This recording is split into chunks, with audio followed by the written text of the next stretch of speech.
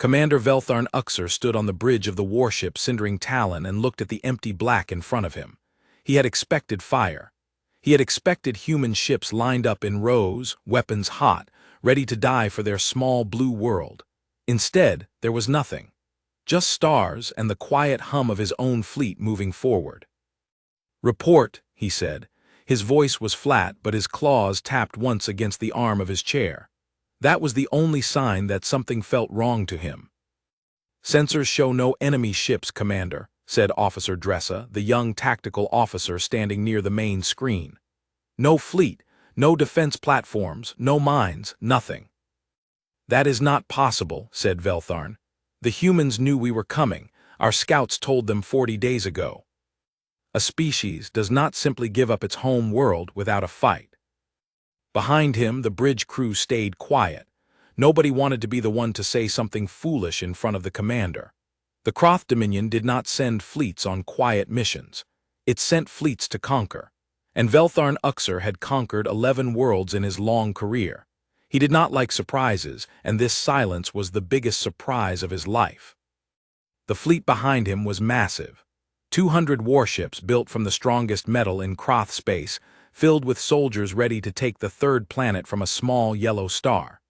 This planet was called Earth by its people, and it was said to be full of resources, rich soil, and a strange, stubborn species that called themselves humans. Veltharn remembered the first reports about humans from 40 years ago. Back then, the Croth Dominion had made contact with Earth in a friendly way, pretending to be traders. Croth scouts had visited human space stations, exchanged goods, and studied the species closely. The reports called humans primitive but clever. They had no warp drive of their own back then. Their weapons were weak. Their ships were small and slow, but their minds were fast and they asked too many questions. After the trade meetings, the Croth Dominion decided humans were not a threat. Not yet. So the Dominion left Earth alone for many years, focusing on stronger enemies elsewhere. But now, decades later, with those enemies defeated, the Dominion had turned its attention back to the little blue planet. It was time to take it. "Commander," said Officer Dresser again, "our long-range scanners are picking up debris near the edge of the system. It looks like old satellites, no power signatures, no ships." Veltharn leaned forward. "Show me." The main screen changed to show a grainy image of a few metal pieces floating in space. They looked broken, old, and forgotten. "That is all that remains of their early defense network," said Dressa. "It looks like it has not been used in years." "So they abandoned their outer defenses," said Veltharn slowly. "Interesting. Perhaps their entire fleet is closer to the planet, waiting for us." "Should we slow down, Commander?" asked Dressa. Veltharn thought about it. His instincts told him to be careful. But the Dominion had not sent him this far to be careful. They had sent him to conquer, and an empty sky, however strange, was not a reason to turn back. "No," he said. "Keep the fleet moving, full formation, all weapons ready. If the humans want to hide until the last moment, then we will be ready when they show themselves." The fleet moved forward, cutting through space toward the blue and green planet that grew larger on the main screen with every passing hour. As they came closer, more sensors activated, more scans were run, and still nothing. No warships, no orbital defense stations, no fighters, just Earth spinning quietly, its clouds moving slowly over its oceans, looking almost peaceful. "This makes no sense," muttered Officer Dressa. She was still staring at her console, checking and rechecking her instruments. Veltharn stood and walked closer to the main screen.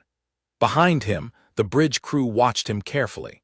Everyone on the Cindering Talon knew that their commander did not like being confused, and confusion was exactly what filled the room now.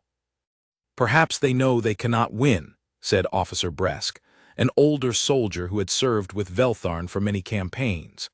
"Perhaps they have already surrendered inside their own minds, even before we arrive." "Humans do not think that way," said Veltharn.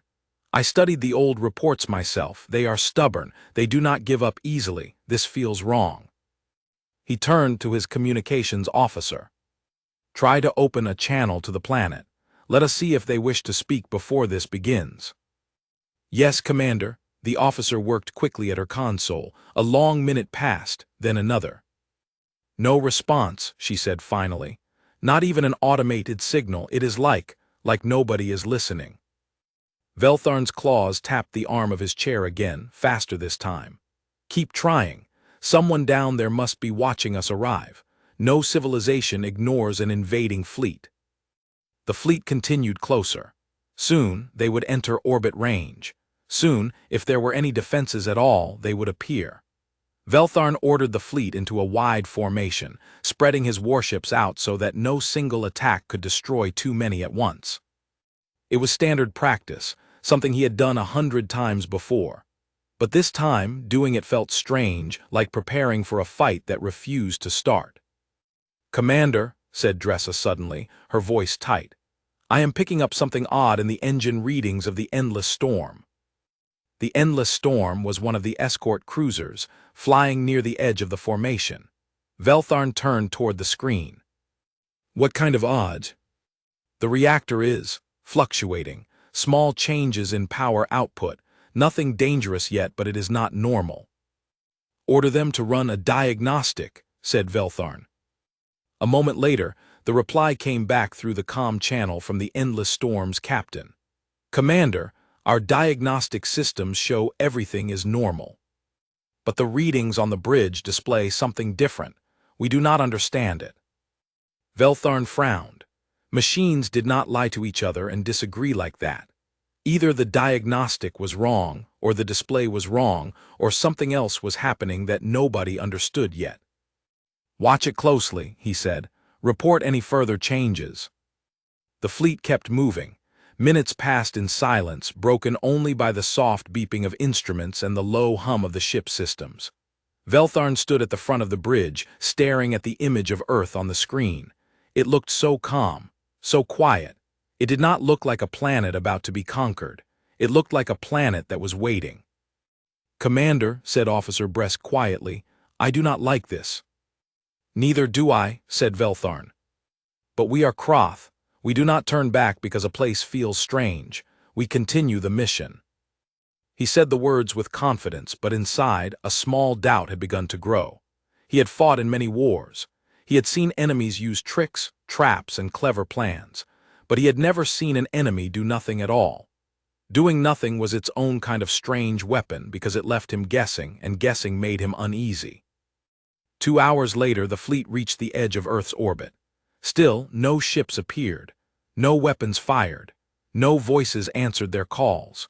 The blue planet simply sat there, turning slowly, its cities lit up faintly on the night side like nothing at all was wrong. "Bring the fleet into standard invasion position," Veltharn ordered. "Prepare landing craft. If the humans will not fight us in space, then we will take their world from the ground." "Yes, Commander," replied several officers at once, and the bridge crew moved quickly to follow his orders. As the ships began to shift into position, Officer Dressa's console beeped loudly. She stared at it, her eyes wide. "Commander," the Endless Storm again. "Its engines just changed thrust levels on their own. Nobody gave that order." Veltharn spun around. "What do you mean on their own?" "I mean the captain says nobody touched the controls. The engine simply increased power and turned the ship 5 degrees to the left, then went back to normal." A cold feeling crept into Veltharn's chest, though he did his best not to show it. Could it be a malfunction? "It could be," said Dressa. "But Commander, it is the 3rd ship reporting something like this in the last hour. The Broken Fang reported a flicker in its weapon systems. The Silent Hunger reported its internal doors opening and closing without commands." Veltharn looked around the bridge. His crew were staring at him now, waiting for him to explain what was happening, waiting for him to have an answer. But he did not have one. Not yet. "Run full diagnostics on every ship in the fleet," he ordered. "I want to know if this is spreading." The order went out across the fleet. Engineers on every ship began checking their systems, looking for signs of damage, sabotage, or malfunction. For a while, nothing new happened. The fleet held its position above Earth, silent and still, like a predator waiting to pounce on prey that refused to run. Then, all at once, alarms began to sound across multiple ships. "Commander," Dressa's voice was sharp now, filled with alarm. "6 ships reporting unusual system activity, now 8, now 11. Veltharn felt his claws grip the arm of his chair tightly. What kind of activity? Engines, weapons, doors, life support, small changes everywhere. Nothing that has caused damage yet, but Commander, it is spreading through the fleet too fast to be a normal malfunction." On the main screen, a chart appeared showing the entire fleet, 200 ships in formation above Earth. Small red marks began to appear on ship after ship, showing where strange activity had been reported. The marks spread like a disease, moving from ship to ship, faster and faster. "This is not a coincidence," said Officer Bresk, his voice low. "This is something doing this on purpose." Veltharn stared at the screen, watching the red marks multiply. His mind raced through every possibility. Sabotage before launch. Impossible, their ships had been checked 100 times before they ever left Kroth space. A weapon fired from the planet. No, their sensors had detected no weapons fire, no energy discharge of any kind. So what could reach into 200 ships, spread across a fleet, and touch their engines, their weapons, their doors, without ever firing a single shot? "Get me full reports from engineering on every ship," Veltharn said, his voice tight with something he rarely felt, fear. "I want to know what is inside our fleet." As the words left his mouth, the lights on the bridge of the cindering Talon flickered once, then steadied again. Every officer on the bridge froze, looking around, waiting to see if it would happen again. It did not happen again, not right away. But Veltharn Uxer, standing at the front of his own bridge, above a planet that had shown him no ships, no weapons, and no fear, understood for the first time that something was very wrong. The humans had not sent a fleet to fight him. They had done something else instead, something he did not understand yet.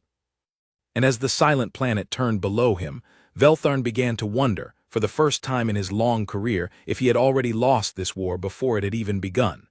The bridge of the cindering Talon was tense. Every officer sat still at their station, watching their screens for the smallest sign of trouble. Commander Veltharn Uxer stood in the center, arms crossed, eyes fixed on the growing map of red marks across his fleet. "Status," he said. 14 more ships reporting unusual activity," said Officer Dressa. "Total now at 42 ships out of 200. It is still spreading, Commander, but slowly. Maybe one new ship every few minutes." "Any damage?" "None yet, just small things, doors, lights, small engine changes. Nothing that has hurt anyone or broken anything." Veltharn did not find this comforting. Small things now could become big things later, and an enemy that could touch 42 ships without firing a single shot was an enemy that frightened him more than any weapon could. "Get me Chief Engineer Voss," he said. A minute later, the screen showed the face of Voss, an old Kroth engineer who had worked on warships for over 30 years. He looked tired, and behind him, sparks of activity could be seen as engineering crews rushed back and forth. "Commander," said Voss, "I have looked at every report myself. I do not have a full answer yet, but I can tell you this. Whatever is happening, it is happening inside our own systems, not attacking from outside." "Explain," said Veltharn. "When our engines change power on their own, the signal comes from inside the reactor control system itself, not from an outside transmission. Same with the doors, same with the weapons. It is as if something is already inside our ships, giving small commands, and then going quiet again." Veltharn felt his stomach tighten. "Are you saying we were sabotaged before we even left Kroth space?" "I do not know, Commander. I have never seen anything like this. Our systems were checked and double-checked before launch. There was no sign of any foreign code, any hidden device, anything at all." "Then how is this possible?" Voss hesitated before answering. "Commander, I have one theory, but it sounds foolish." "Say it anyway." "Much of our fleet's hull, wiring, and internal metal frames were built using materials we traded for many years ago. Some of it came from Earth." The bridge went quiet. Even Officer Dressa turned from her console to stare at the screen. Continue, said Veltharn, his voice low. During the early trade years, 40 years ago, the humans sold us large amounts of refined alloy.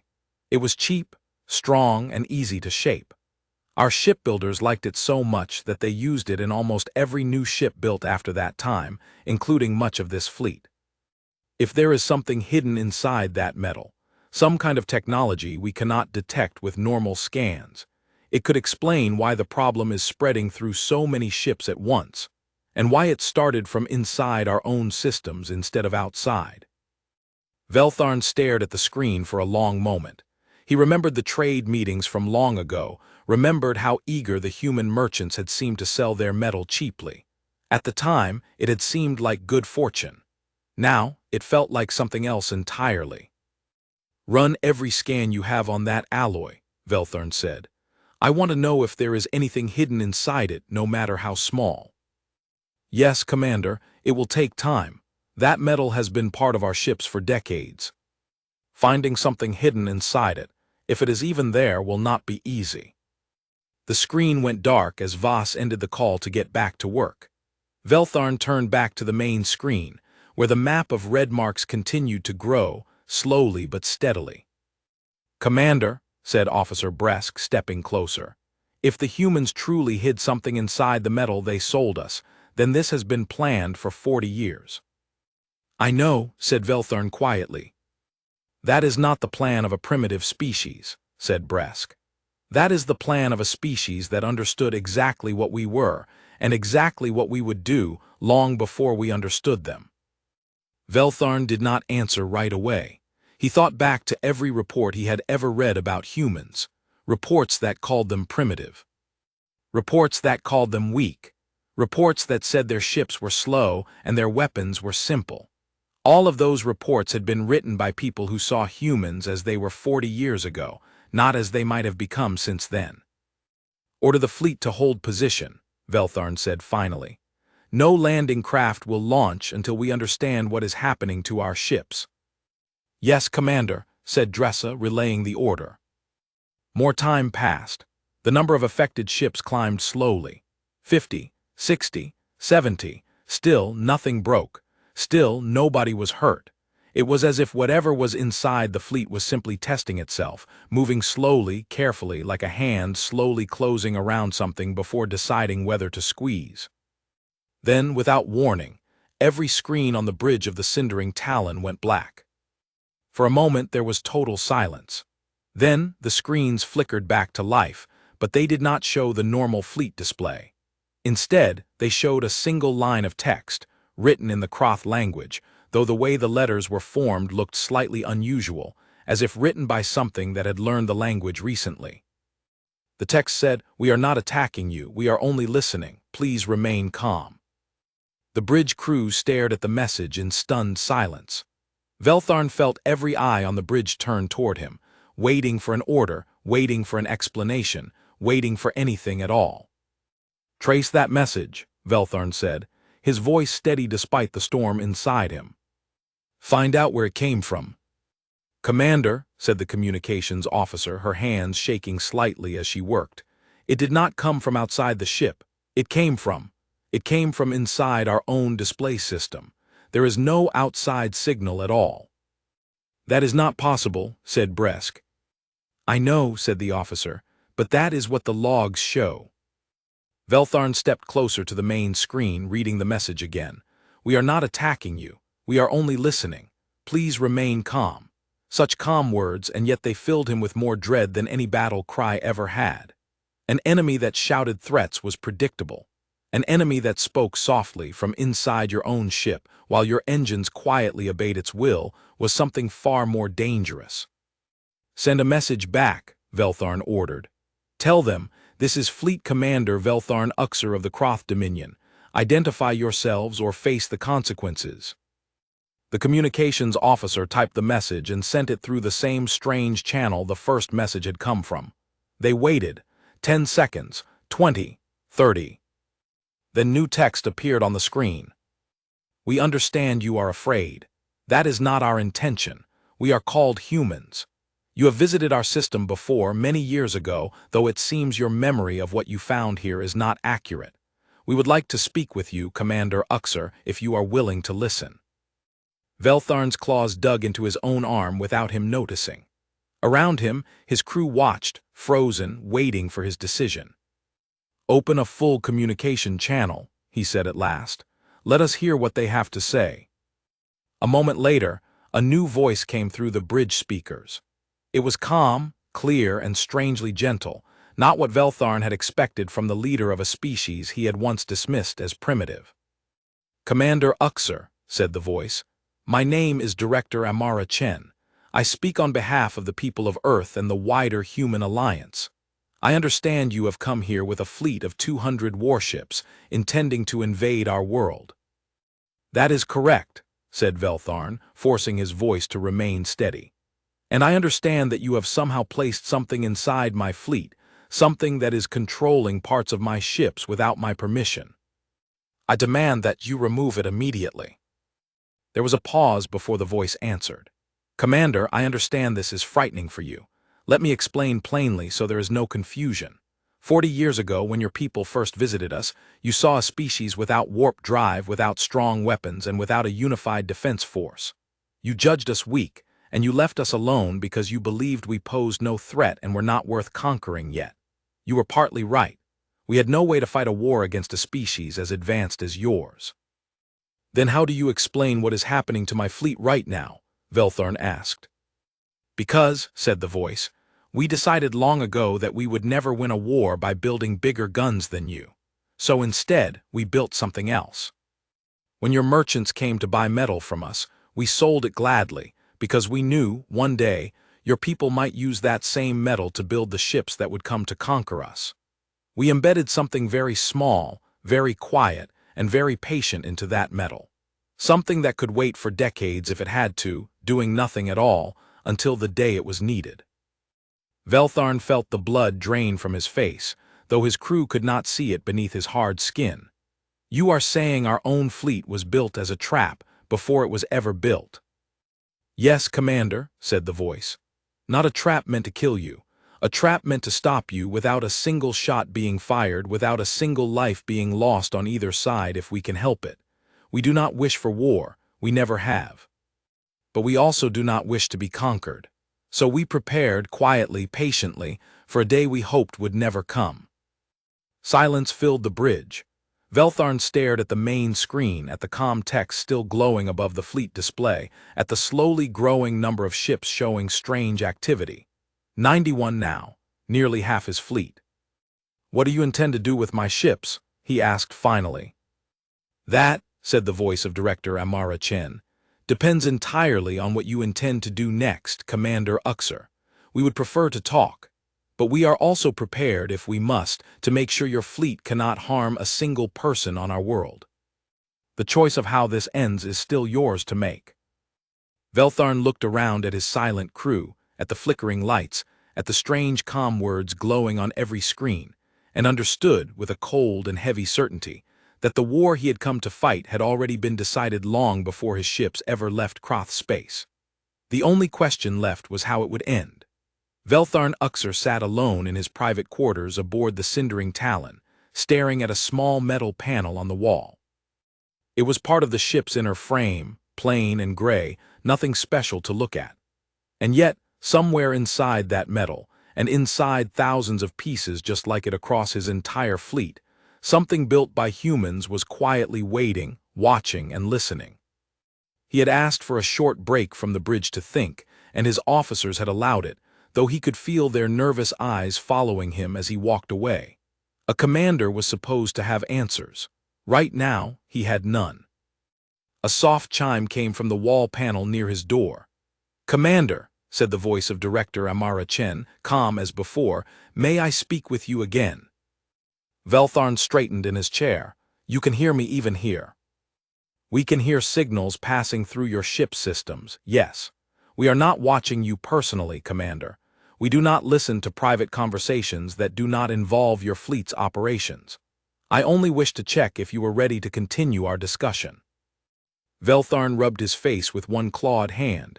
"Tell me how this was done.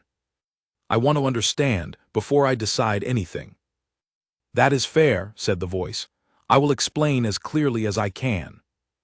There was a brief pause, and then the voice continued. 40 years ago, when your scouts first found our system, we were, as you said, primitive by your standards. We had no warp drive. Our weapons were simple. But we were not foolish, and we were not without imagination. When your traders came offering technology exchange, we studied everything we could about your ships, your weapons, and your metals. And we noticed something important. Your people valued strength and efficiency above almost everything else. If a material was strong, cheap, and easy to shape, your shipbuilders would use it again and again, without asking too many questions about where it came from. So you built a weapon disguised as trade metal, said Veltharn.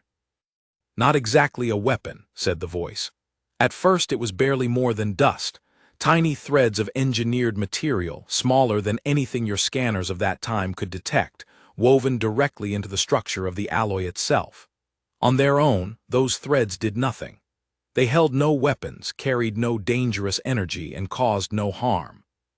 They were simply present, spread through the metal like a hidden pattern in cloth. And over the years, as we grew more advanced, we found ways to activate those threads remotely, using a very specific and very quiet form of signal, one that could travel enormous distances if properly aimed, and that would only be recognized by the pattern we had already placed inside the alloy. To anyone else, it looks like meaningless background noise. To the threads inside your ships, it is a set of very simple instructions. Wake up, listen, and wait for the right moment. Veltharn sat in silence, letting the words settle over him. 40 years. An entire war fought and won before it had even begun, using nothing but patience and metal. Why, he asked finally, why go through so much trouble? Why not simply build better weapons, better ships, and try to defend yourselves the way any other species would? Because we understood something important about war between very different species, Commander, said the voice. A war of weapons favors whoever has the strongest weapons. We knew we could never win that kind of war against the Kroth Dominion, not for many decades, perhaps not ever. But a war of patience, a war of preparation, favors whoever is willing to wait the longest and think the furthest ahead. We decided we would rather win by thinking than by fighting. Veltharn thought about his own people, about the Kroth Dominion's long history of conquest. Every campaign, every invasion had been built on strength, bigger fleets, stronger armor, more powerful weapons. Nobody in his empire had ever considered that an enemy might choose an entirely different kind of battlefield, one built not from steel and fire, but from decades of quiet patience. You could have destroyed my entire fleet already, couldn't you? He asked. If you control our engines, our weapons, our doors, you could turn our own guns against us, or send every ship crashing into the sun. We could, said the voice, and for the first time it sounded almost sad. We built enough control into that hidden network to disable your fleet completely if we ever needed to. But Commander, killing 200 crews, tens of thousands of lives, was never our goal. Our goal was simply to prevent our home from being conquered. If we can do that without a single death, that is the outcome we want. And if I refuse to stand down, Veltharn asked, if I order my fleet to fight anyway? There was a pause before the answer came. Then we will be forced to shut down your fleet's critical systems completely. Weapons, engines, shields, everything. Your ships will drift, powerless, until you agree to negotiate, or until your own life support runs out. We would prefer that never happens. We are giving you the choice first, Commander, because we believe a choice made with understanding is better than a defeat forced upon you without warning. Veltharn stood up slowly and walked back toward the door of his quarters. Outside in the corridor, he could hear the low hum of the ship, the same hum he had heard 1,000 times before on 100 different warships. Except now, that hum felt different. It felt like the breathing of something that was no longer fully his. He returned to the bridge where his crew waited, tense and silent. Officer Dressa looked up as he entered. Commander, the number of affected ships has stopped rising. It is holding steady at 147 ships. They are not trying to take everything at once, Veltharn said quietly. They are trying to show me what they could do without doing it fully. What are your orders, Commander? Asked Officer Bresk. Veltharn looked at the main screen, at the comm words still glowing there. He thought about his crew, about the tens of thousands of Kroth soldiers spread across 200 ships, all of them trusting him to bring them home safely. He thought about the reports from long ago, the ones that had called humans primitive, weak, and not worth worrying about. Those reports had been wrong in every way that mattered. "Open a channel to the human representative," he said. A moment later the calm voice returned. "Commander Uxor, I am here." "You said you wished to talk," said Veltharn. "Then let us talk plainly. What exactly do you want from me?" "We want your fleet to leave our system without attacking us," said Director Amara Chen. "We want you to return to Kroth space and tell your leaders what you have seen here today. That Earth is not the easy target they once believed it to be, and that any future attempt to conquer us will end the same way this one has, only perhaps with less patience shown on our part next time. And if I agree, you will release control of my fleet." "We will," said the voice. "Every ship, every system, fully return to your control the moment your fleet begins its journey home. We are not thieves, Commander. We do not want your ships. We only want to be left alone." Veltharn looked around the bridge at his crew, at their tired, frightened faces, and understood that the decision before him was not really a difficult one, no matter how much his pride wished it were otherwise. He could order his fleet to fight and lose everything, including the lives of every soldier under his command. Or he could accept defeat now, quietly, and bring his people home alive. "I need time," he said finally. "Time to speak with my officers, and time to send word back to Kroth Command before I make a decision of this size." "Of course, Commander," said the voice. "Take the time you need. We are not in a hurry. We have already waited 40 years for this moment. We can wait a little longer for your answer." The channel closed, and the bridge fell into a heavy silence. Veltharn stood at the front of his ship, looking out at the quiet blue planet below. A planet he had once believed to be an easy conquest. A planet that had, without firing a single shot, brought the mighty Kroth Dominion's finest invasion fleet to a complete and total stop. For the first time in his long career as a warrior, Veltharn Uxor did not know if he was looking at an enemy, or at something far more dangerous. A species that had learned, long ago, that the smartest way to win a war was to make sure it never truly had to be fought at all. Commander Veltharn Uxor called every senior officer of the fleet to a private meeting. There was no room aboard the Cindering Talon large enough to hold all of them in person, so most joined by video link from their own ships, their faces glowing on a wall of screens at the front of the briefing room. 200 ships, 200 captains, all of them waiting to hear what their commander would decide. "You have all heard what has happened," Veltharn began. "You have all felt your own ship's answer to a hand that is not your own. I will not pretend to you that this is a small problem. It is the largest problem I have faced in my entire career." Murmurs spread across the screens. Some captains looked afraid, others looked angry. A few looked simply tired. The way soldiers look after realizing a fight they trained for their whole lives may never happen the way they expected. "The humans have told me plainly what they want," Veltharn continued. "They want us to leave. They say if we agree, they will return full control of our ships once we begin the journey home. If we refuse, they say they will shut down our fleet completely, leaving us stranded and powerless until we agree or until our life support fails." "That is a threat, Commander," said Captain Rern of the Broken Fang, his voice sharp with anger. "We should not bow to threats from a species we once judged too weak to matter." "It is not simply a threat," said Veltharn. "It is a demonstration of something they have already done. 147 of our 200 ships currently answer to systems we do not fully control. That is not a boast. That is a fact we have already confirmed with our own instruments." Silence followed his words. Nobody argued with facts, even angry captains like Rern. "There must be a way to remove this hidden technology," said another captain, a stern older Kroth named Veril. "Surely our engineers can find it and destroy it." "Chief Engineer Voss has been searching for exactly that since this began," said Veltharn. "I will let him explain what he has found." The screen shifted, showing Voss standing in one of the fleet's engineering bays, tools scattered around him, his face marked with exhaustion. "Captains," he said, "I wish I had better news. We have found tiny traces of unusual material inside the alloy used throughout much of our fleet, exactly as I suspected earlier. But this material is spread through the metal itself, at a level smaller than anything our tools can easily remove. Cutting it out would mean cutting apart the very bones of our ships. We do not have the time, the tools, or the safety margin to attempt that while sitting here above an enemy world." "Then we are truly trapped," said Captain Rern bitterly.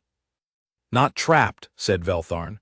"Not yet, we still have choices. We can fight and risk losing everything. We can wait here hoping for a solution that may never come. Or we can accept the terms offered to us, return home, and prepare more carefully for whatever comes next." "Accepting their terms means admitting defeat," said Captain Verrill. "The Dominion does not forgive commanders who return home defeated without ever firing a shot." Veltharn had already thought about this many times since his conversation with Director Chen. He knew Verrill was right. The Kroth Dominion valued victory above almost everything else, and a commander who brought home a defeated fleet, untouched by battle but stopped completely by a species once thought weak, would face harsh judgment from Dominion leadership. "I understand the risk to myself," Veltharn said, "but I did not take this command to protect my own reputation. I took it to protect the lives of every soldier who serves under me. If there is a way to bring you all home alive, I will take it, no matter what it costs me personally." A few captains nodded slowly at this, others still looked uncertain. "Before we decide anything," said Captain Rern, "I wish to test something myself. Let me try to override the humans' control on my own ship. If I can prove it can be broken, even for a moment, then perhaps this is not as hopeless as it seems." Veltharn considered this. Part of him wanted to refuse, worried about what such a test might provoke. But another part of him understood that his captains needed to see for themselves what they were dealing with, rather than simply take his word for it. "Very well," said Veltharn, "try it. But carefully, Captain Rern. Do nothing that could be mistaken for an attack." "Understood, Commander," said Rern, and his image disappeared from the screen as he returned to his own bridge. The remaining captains waited in tense silence. A few minutes passed. Then Veltharn's console chimed, showing a report from the Broken Fang. "Commander," came Rern's voice, tighter now than before, "I ordered my engineers to physically disconnect the main reactor control system from the ship's network, cutting all outside connections completely. For a moment, it worked. We regained full manual control." "And then," asked Veltharn. "And then, Commander, the backup control system activated on its own, using a pathway we did not even know existed inside the ship's design. It restored the same behavior as before, as if it had simply been waiting for us to try exactly what we tried, and already had an answer ready." A heavy silence fell across the briefing room. Even Captain Rern's angry voice had lost some of its fire. "They are always 3 steps ahead of us," said Verrill quietly. "Whatever this technology is, it was not built quickly. It was built with a great deal of thought and a great deal of patience." Veltharn nodded slowly. "That is exactly what the human representative told me herself. They built this over 40 years, waiting the entire time for a day they hoped would never come." "Then we have already lost," said Rern, his voice heavy now instead of angry. "Not because we are weak, Commander, but because they were patient in a way we never imagined an enemy would be." Veltharn looked around the room at the many faces on the screens, captains who had followed him into battle many times before, captains who trusted him to bring them safely home. He thought of the calm voice of Director Amara Chen, offering peace instead of destruction, offering a chance to leave with dignity instead of forcing total surrender. "I will contact the human representative," Veltharn said finally. "I will tell her that the fleet agrees to withdraw peacefully, on the condition that our people are treated fairly, and that no further harm comes to any ship or soldier under my command during our departure." A few captains still looked unhappy, but none of them argued further. They had seen enough now to understand there truly was no better choice available to them. Veltharn ended the meeting and returned alone to his private quarters. He opened a channel using the same method as before. "Director Chen," he said, "I am ready to speak." "I am here, Commander," came the calm reply. "My fleet will withdraw," Veltharn said, "but I ask that you honor your word and return full control of our ships once we begin our journey home." "We will," said Director Chen. "You have my word, Commander, and the word of everyone I represent. We do not wish to harm your people. We never did." "Why should I believe that, after everything your people have hidden inside my fleet for 40 years? There was a brief pause before the answer came. "Because, Commander, if we truly wished to destroy your fleet, we could have done so the moment you entered our system, quietly and completely, without ever warning you at all. Instead, we chose to speak with you first to explain ourselves and to offer you a peaceful path home. That choice was not required of us. We made it anyway because it is who we choose to be." Veltharn considered her words carefully. There was truth in them, he had to admit. A species willing to destroy him completely would not have bothered explaining anything at all. "Very well," he said. "Prepare to release control of my fleet once we begin our departure." "We will be watching, Commander, but not interfering so long as your fleet leaves peacefully," said Director Chen. "Safe travels home, Commander Uxer. I hope one day our two peoples might speak again under better circumstances than these." The channel closed, and Veltharn sat alone in the quiet of his quarters for a long moment, thinking about everything that had happened since his fleet first arrived above the silent blue planet. He had come expecting a battle. Instead, he had found something far stranger, an enemy who had already won, decades before the war began, and who had chosen in the end to offer mercy instead of total victory. He rose to his feet and returned to the bridge, ready to give the order that would send his fleet home, defeated not by weapons, but by patience, and by a kind of quiet strength he had never imagined a primitive species could possess. The order to withdraw spread across the fleet quickly. 200 warships, once arranged in tight formation ready for invasion, began slowly turning away from Earth, their engines glowing as they prepared for the long journey back toward Kroth space. Commander Veltharn Uxer stood on the bridge of the Cindering Talon, watching the blue planet shrink slowly on the main screen. "Commander," said Officer Dressa, her voice quiet, "engine control has just been returned to us. All systems reading normal. It is like nothing ever happened." Veltharn nodded slowly. "Keep a close watch anyway. Trust must be earned again, one system at a time." "Yes, Commander." As the fleet moved further from Earth, Veltharn found himself thinking again and again about the calm voice of Director Amara Chen, about the strange and patient plan the humans had carried out over 40 long years. He thought about how easily his own people had judged humans as weak, simply because their weapons had once been small and their ships had once been slow. He wondered how many other Kroth commanders over the years had made the same mistake with other species, seeing only what was easy to see and missing what truly mattered.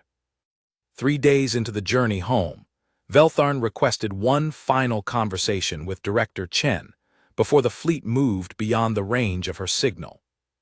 "Commander," came her familiar voice, "I did not expect to hear from you again so soon." "I have questions," said Veltharn, "not about weapons or fleets or war, about your people." "I will answer what I can," she said. 40 years ago, you were, by our own reports, a species without warp drive, without strong defenses, and without any real hope of standing against an empire like ours. And yet you built something that stopped my entire invasion fleet without firing a single shot. How does a species so far behind in weapons manage something so far ahead in strategy? There was a thoughtful pause before Director Chen answered. "Commander, humans have always understood something about ourselves. We are not the strongest species in the galaxy, and we may never be. But we have always believed that strength is not the only way to survive. Sometimes, patience, cooperation, and careful thought can accomplish what raw power cannot. We spent those 40 years not simply hiding in fear, waiting for an attack. We spent them building, planning, and preparing, quietly and steadily, because we knew that one day someone stronger than us might come looking for what we have.